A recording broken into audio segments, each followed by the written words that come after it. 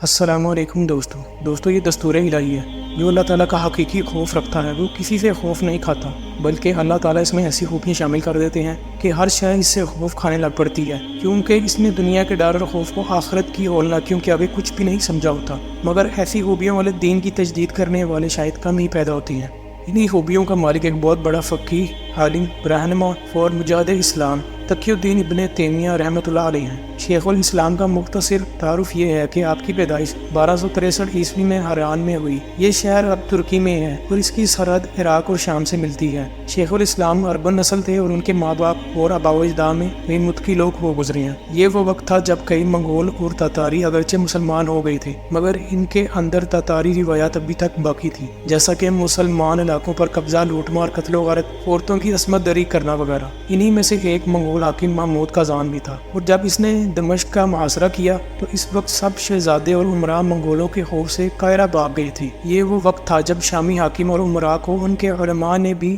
گھبرا کر کہہ دیا تھا کہ محمود قازان تو مسلمان ہے اور اس سے جنگ جائز نہیں، جبکہ حقیقت میں قازان نے تو مسلم حکومت پر حملہ اور قبضہ کیا تھا جو کہ ناجائز تھا۔ تب شیخ الاسلام ابن تیمیہ رحمۃ اللہ علیہ نے بلا خوف و خطر اپنے ساتھی اور کئی علماء کو ہمراہ لیا اپنے، اور شہر سے باہر جہاں قازان کی فوج ٹھہری ہوئی تھی وہاں پہنچ گئے اور قازان کے اہم سپاہیوں سے قازان سے ملنے کی اجازت حاصل کر کے اس کے خیمے میں داخل ہوئے اور اسے سلام بھی نہ کیا، اور انہوں نے بڑی جرت اور دلیری سے قازان سے ترجمان کے ذریعے کہا کہ اسے کہو کہ تم دعویٰ کرتے ہو کہ تم مسلمان ہو اور تمہارے پاس قاضی، امام اور مؤذن بھی ہیں، تم نے کس لیے اس مملکت اسلام پر حملہ کیا ہے؟ تمہارا باپ اور تمہارا دادا ہلاکو دونوں کافر تھے، انہوں نے بھی اس بلاد اسلام پر حملہ نہیں کیا تھا بلکہ اپنے عہد کو وفا کیا، اور تم نے جو عہد کیا اور جنگ کی اس کو پورا نہ کیا۔ یہ سب شیخ الاسلام ابن تیمیہ رحمہ اللہ نے اللہ کے لیے کہا تھا، اور یہ حق بات انہوں نے اس لیے کہی تھی کیونکہ وہ اللہ کے علاوہ کسی سے نہیں ڈرتے تھے۔ قازان کو شیخ الاسلام ابن تیمیہ کی جرت اور بےخوفی بہت پسند آئی، اور قازان نے سارے وفد کو کھانا پیش کیا